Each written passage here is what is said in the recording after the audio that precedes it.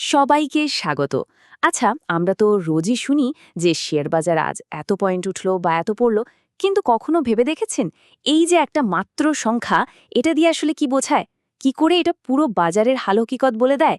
চলুন আজ আমরা এই রহস্যটাই ভাঙব আর দেখব নিফটি জিনিসটা ঠিক কি আর কেনই বা একে বলা হয় গোটা শেয়ার বাজারের রিপোর্ট কার্ড। একবার ভাবুন তো, হাজার হাজার কোম্পানি বাজারে লিস্টেড, কেউ ভালো করছে কেউ খারাপ, এদের সবার পারফরম্যান্সকে মিলিয়ে মিশিয়ে পুরো বাজারটার জন্য একটা গ্রেড একটা নাম্বার দেওয়া কি সম্ভব? বেশ কঠিন ব্যাপার, তাই না? আর ঠিক এই চ্যালেঞ্জটা থেকেই কিন্তু জন্ম হয়েছে স্টক ইন্ডেক্স বা সূচকের। একদম ঠিক। এর সমাধান হলো একটা রিপোর্ট কার্ড। নিফটির মতো একটা স্টক ইন্ডেক্স আসলে কি বলুন তো? এটা হলো পুরো শেয়ার বাজারের স্বাস্থ্যের একটা ঝটপট ছবি, একটা স্ন্যাপশট। ঠিক যেমন আমাদের স্কুলের রিপোর্ট কার্ড এক ঝলকে বলে দিত আমাদের পারফরম্যান্স কেমন, এটাও ঠিক তাই করে। বাজারের সামগ্রিক অবস্থাটা এক নজরে বুঝিয়ে দেয়। আর এই রিপোর্ট কার্ডটা যেখান থেকে তৈরি হয় সেই স্কুলটা হলো national stock exchange of India বা সংক্ষেপে এনএসই। এখানেই ভারতের বাঘা বাঘা কোম্পানিগুলোর শেয়ার কেনা বেচা হয়, আর তাদের পারফরম্যান্সের ওপর ভিত্তি করেই কিন্তু এই গ্রেডিংটা হয়। তো আজকের এই আলোচনায় আমরা কি কি দেখব? প্রথমে বুঝব এই বাজারের রিপোর্ট কার্ড জিনিসটা কি। তারপর নিফটি ফিফটির একেবারে ভেতরে ঢুকে দেখব, জানব এর পেছনের গোপন ফর্মুলাটা। এরপর দেখব সূচকের একটা বিশাল দুনিয়া আছে। আর সবশেষে বোঝার চেষ্টা করব যে এই সূচকগুলো আমাদের জন্য এত গুরুত্বপূর্ণ কেন। তো চলুন শুরু করা যাক। বেশ, বাজারের এই বিশাল ক্লাসে তো অনেক ছাত্র আছে, কিন্তু একজন আছে যে কিনা তারকা ছাত্র, মানে স্টার স্টুডেন্ট, সব সময় লাইমলাইটে থাকে, আর সে হলো নিফটি ফিফটি। চলুন এর পরিচয়টা একটু জেনে নেওয়া যাক।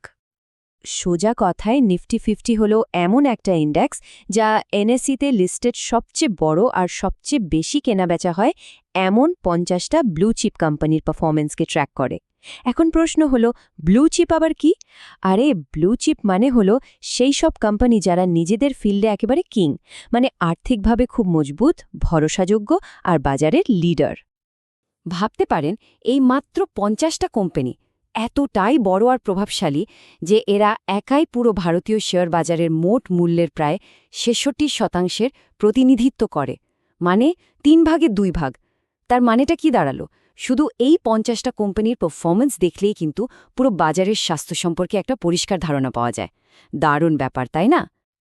আর এটা কিন্তু আমরা বানিয়ে বলছি না, স্বয়ং ন্যাশনাল স্টক এক্সচেঞ্জ তাদের অফিসিয়াল ডকুমেন্টে লিখেছে যে নিফটি ফিফটি হল ভারতীয় শেয়ার বাজারের একটি সত্যিকারের প্রতিফলন। এর চেয়ে বড় সার্টিফিকেট আর কি হতে পারে বলুন? বেশ, আমরা তো জানলাম নিফটি ফিফটি কি, কিন্তু এই যে আমরা খবরে দেখি নিফটি আজ 17,000 পেরিয়ে গেল বা 18,000 ছিল, এই নম্বরটাই, সংখ্যাটা আসে কোত্থেকে? এর পেছনের অঙ্কটা কি? চলুন এবার সেই গোপন ফর্মুলাটাই জেনে নেওয়া যাক। শুনতে একটু খটোমটো লাগতে পারে, কিন্তু পুরো ব্যাপারটা দাঁড়িয়ে আছে একটা পদ্ধতির উপর, যার নাম float adjusted market capitalization weighted methodology.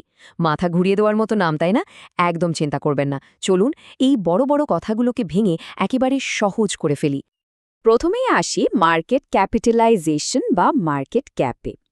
খুব সহজ ভাষায় এটা হলো একটা কোম্পানির মোট দাম, মানে কোম্পানিটাকে যদি আজকে কেউ কিনতে চায় তাহলে তাকে কত টাকা দিতে হবে। এটা বের করার নিয়মটাও সহজ। কোম্পানির মোট যত শেয়ার আছে তাকে একটা শেয়ারে যা দাম সেটা দিয়ে গুণ করে দিন, ব্যাস।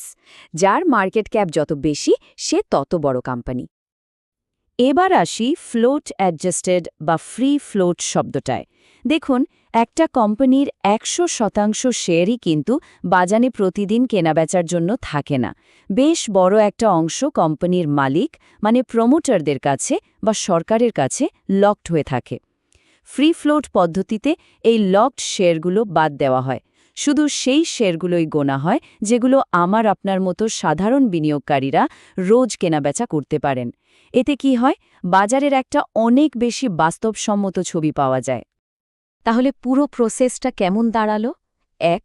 এনএসই সব কোম্পানির মধ্যে থেকে আকার আর লিকুইডিটি, মানে কতটা সহজে কেনাবেচা করা যায়, তার ওপর ভিত্তি করে সেরা 50 জনকে বেছে নেওয়া হলো। 2. তাদের ফ্রি ফ্লোট মার্কেট ভ্যালু বের করা হলো। 3.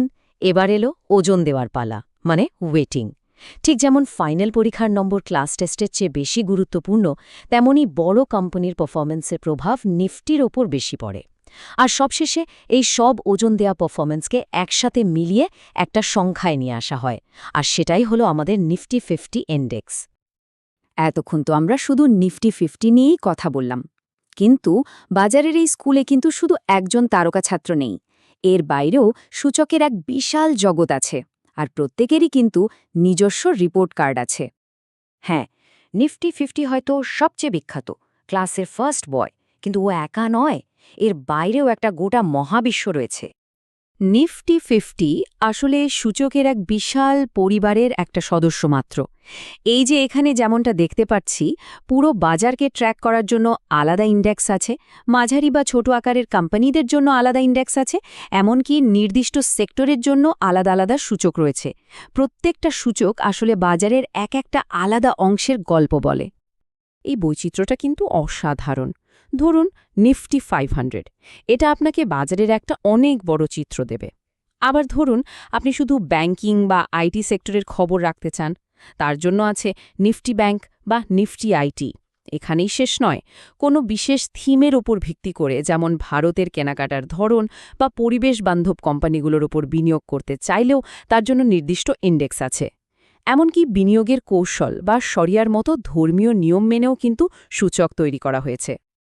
বেশ, আমরা জানলাম সূচক কি, কিভাবে তৈরি হয় আর কত রকমেরই বা হয়, কিন্তু আসল প্রশ্নটা হলো এইসব সংখ্যা নিয়ে এত মাথা ঘামানোর দরকারটা কি?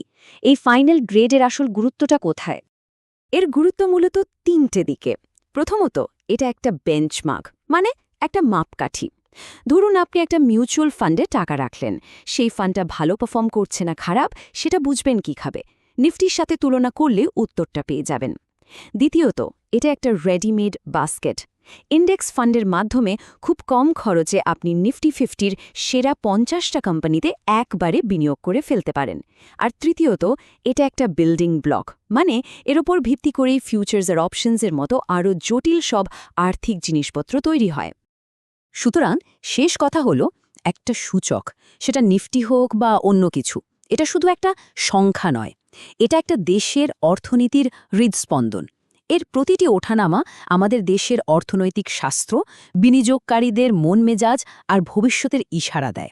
এখন প্রশ্ন হলো, আজকের দিনে অর্থনীতির এই স্পন্দন আমাদের ঠিক কী বার্তা দিচ্ছে?